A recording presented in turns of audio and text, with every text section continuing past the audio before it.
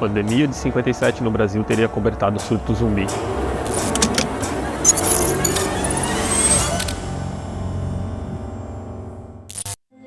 Sejam muito bem-vindos ao Medo em Pauta.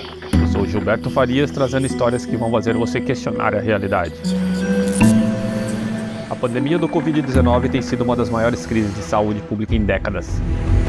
Desde dezembro de 2019, quando o vírus foi identificado em Wuhan, na China, a doença se espalhou rapidamente pelo mundo todo, causando milhões de mortes e exigindo medidas de controle da doença, como campanhas de vacinação em massa e distanciamento social.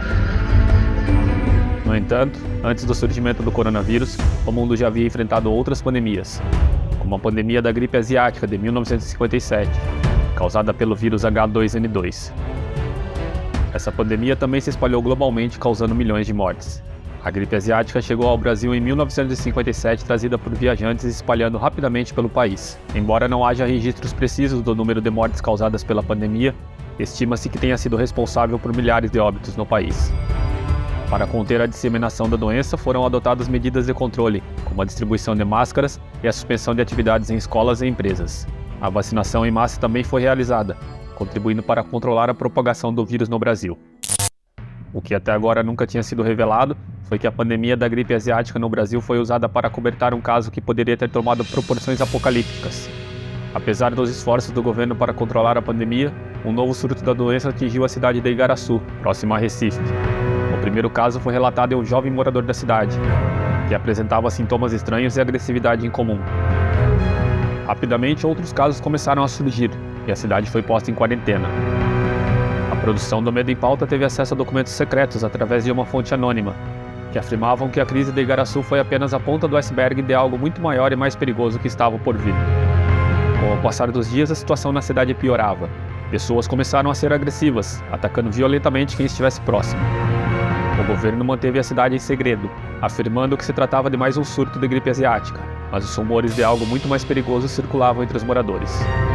O termo zumbi jamais foi mencionado, mas os sintomas apresentados pelos contaminados se assemelhavam em muito ao das criaturas lendárias.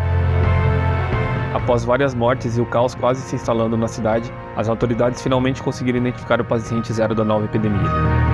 Um homem que morava na cidade havia muitos anos, mas cuja origem era desconhecida. Aparentemente o governo não sabia de onde veio o vírus, mas manteve toda a situação em segredo. Infelizmente a veracidade dos documentos e a identidade da fonte não puderam ser comprovadas. Entretanto, a assessoria da imprensa do Planalto não retornou ao nosso contato. Se pensarmos nas motivações políticas por trás de um governo que escolhe uma história como essa, podemos inferir que a revelação de uma epidemia que coloca em risco a vida de muitas pessoas e poderia gerar uma crise de confiança e credibilidade do governo. Isso porque o governo seria visto como incapaz de proteger a população e de lidar com uma situação de emergência.